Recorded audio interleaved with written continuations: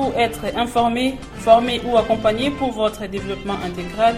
Suivez votre magazine Parlons-en. Parlons-en, un miroir pour notre société.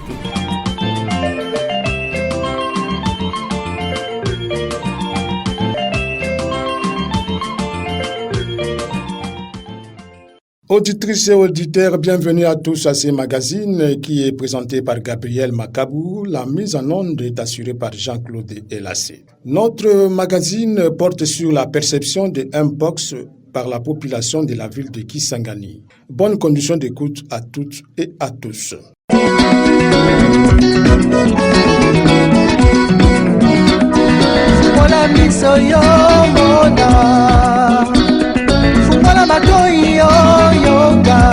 Tala ndenge mokili ezali kolela mpona bokono ngai na yo tomibatela yo na ye komibatela biso basoto mibatela tomikebisa ngai na yo tomikebisa yo na ye komikebisa biso basoto. La population de la ville de Kisangani perçoit différemment la maladie Mpox. Pour les uns, cette maladie existe, tandis que pour les autres, Mpox n'existe pas. Cependant, la situation épidémiologique de Mpox dans la Tchopo est devenue un problème de santé publique. Les cas des victimes ne font qu'augmenter. 23 zones de santé sont touchées par cette maladie. Jusqu'au mois d'octobre, le nombre de victimes est de 1900 cas, dont 49 décès. Statistiques de la coordination de la communication de la division provinciale de la santé Tchopo. Votre radio est allée à la rencontre de la population pour recueillir leurs avis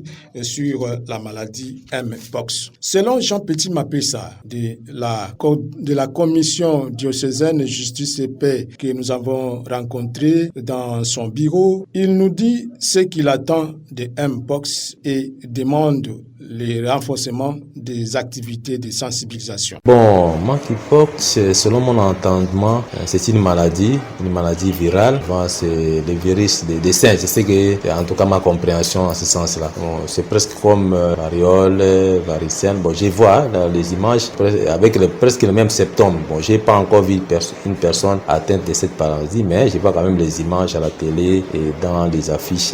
Le mode de transmission, bon, à travers le média, on voit que c'est à travers le rapport sexuel non protégé. Il y a aussi quand on a été en contact avec une personne contaminée, les objets souillés, bon, c'est un peu ça, le mode que moi j'ai déjà vu, hein. Bon, comme j'ai dit, qu'il y a la télé, la radio et les médias de manière générale. Josué Yakusu, étudiant de la faculté de droit à l'université de Kisangani, que nous avons rencontré, pour lui, les scientifiques confirment l'existence de Mpox. Bon, étant donné que les scientifiques ont dit que la maladie existe et que le docteur confirme, qui suis-je pour contester? Donc, je dois carrément accepter que la maladie existe. Comme ça a été le cas du coronavirus. Tout le monde était saisi de cette maladie de coronavirus et nous tous on était obligés de croire que la maladie existe, tout comme Mpox. Pour Mokonda Jean-Pierre, Mpox est une maladie contagieuse, mais qu'il n'a jamais vue de ses propres yeux les victimes. Exactement, c'est une maladie que je venais à peine d'apprendre en 2024, mais tout au long de ma vie, je n'ai jamais goûté de cette maladie. Et c'est la première que je viens d'attendre, qui n'a une maladie qui existe au nom de Mpox,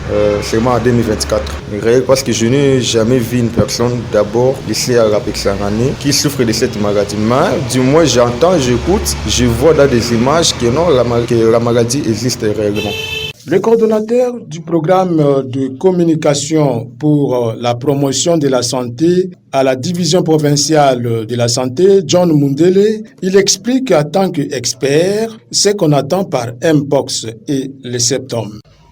Mpox, c'est une maladie infectieuse, c'est une maladie transmissible qui commence par les animaux, qui contaminent les humains et les humains contaminent en même temps les animaux, c'est-à-dire ce sont des zoonoses. C'est une maladie qui date de longtemps parce que le premier virus a été isolé déjà au Danemark, c'était déjà en 1958 et chez les humains c'était chez nous en RDC, bon Zaïre à l'époque, c'était en 1970 à Bassakusu et la maladie s'est répandue et à l'heure actuelle On est presque dans plusieurs pays, dont le pays de l'Afrique centrale, en RDC, mais également chez nous à la Chopo, où tous nos territoires ont notifié des cas. Déjà la semaine 40, on était à plus de 1768 cas et nous déplorons déjà 86 décès. Et ça, ce n'est que le dos d'hippopotame, parce que les cas rapportés, ce sont les cas qui arrivent dans les hôpitaux, au centre de santé, mais au niveau des ménages, au niveau de la communauté, il y a des gens qui meurent, il y a des gens qui sont contaminés, qui n'arrivent pas à l'hôpital. C'est pour vous dire que c'est un problème vrai, parce que c'était déjà déclaré par l'OMS comme une urgence et on est déjà dans la riposte. Ça fait plus d'une année. Ce qui est à vous préciser ici que la maladie c'est déjà entre nous. Ce n'est plus à la forêt parce que ce sont les humains qui l'ont amené, qui étaient en contact avec les animaux malades en forêt, qui les ont amenés ici et on s'est contaminé. Parce qu'il y a plusieurs voies de contamination. La personne qui touche un animal et qui est contaminé, les personnes s'embrassent entre eux, il y a l'échange des habits, il y a les rapports sexuels non protégés avec multiples partenaires. Mais aussi la maladie se transmet au sud de la mère enfant lors de la grossesse. Tout ça, il y a soit la contamination directe ou indirecte, ça nous met vraiment en difficulté. Mais ce qui est important, monsieur le journaliste, on va vous préciser que c'est une maladie qui est guérissable et qui peut être évitée. Éviter ce mieux, parce que tout le monde n'a pas la possibilité d'arriver à l'hôpital, et quand on arrive à l'hôpital, on peut arriver aussi à développer certains aspects des choses. Ceux qui sont vulnérables par rapport à cette maladie, c'est plus les enfants et aussi les femmes enceintes, et ainsi que les personnes, les immunodéprimés, c'est les personnes qui avaient déjà souffert d'autres maladies, virales, etc., et qui la réponse immunitaire a perdu. Ce sont des personnes-là qu'il faut beaucoup s'atteler. Alors, ce qu'il faut faire pour cette maladie, c'est de prévenir. Prévenir, ce sont des gestes barrières qu'on avait déjà parlé autour de Ebola, contre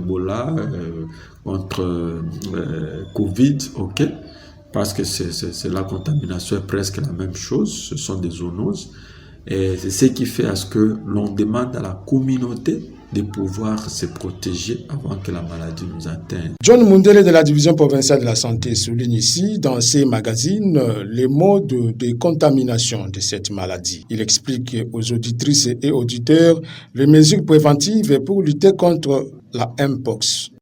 Vous trouvez une bête qui est morte, que ça soit domestique ou sauvage, il ne faut pas toucher.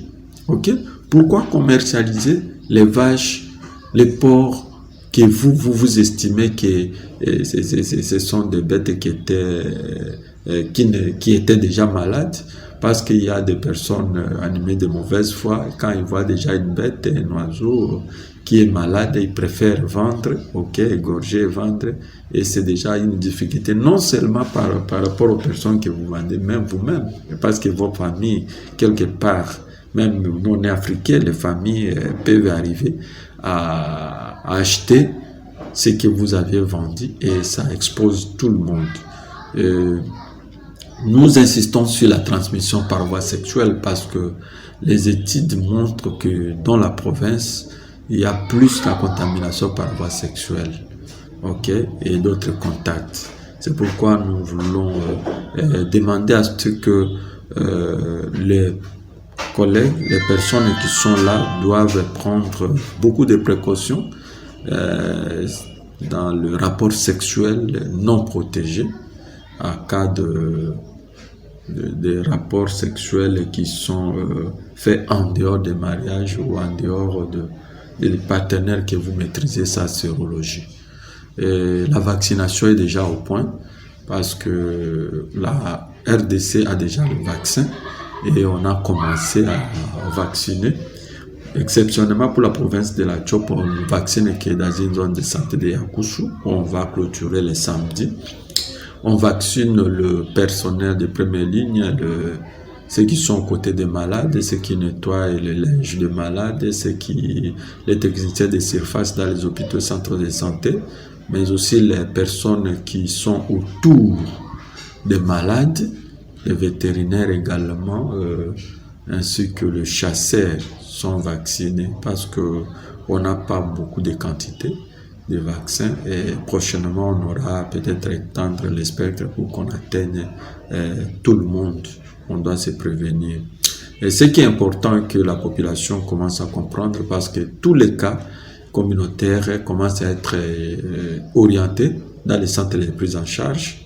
Nous avons des centres de traitement de mpox au niveau de la province, dans la ville, mais 3 pour toute la province, c'est-à-dire à l'hôpital général Maxo Kisangani, là on soignait autrefois Covid, ou à l'hôpital du cinquantenaire, mais aussi à l'hôpital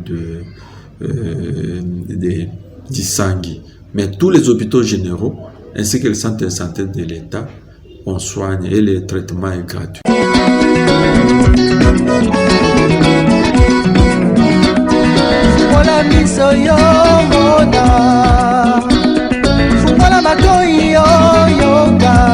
tala ndenge mokili ezali kolela mpona bokono oyo ya sida ngai na yo tomibakela yo na ye komibakela biso basoto mibakela tomikebisa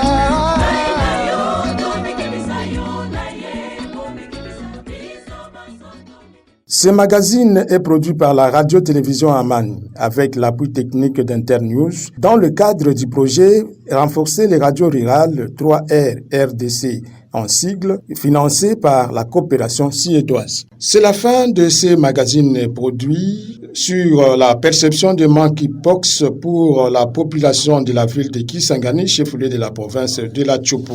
Ce magazine a été présenté par Gabriel Makabou. Jean-Claude Elassé était à la mise en onde. Nous allons nous retrouver dans les prochains numéros. Au revoir.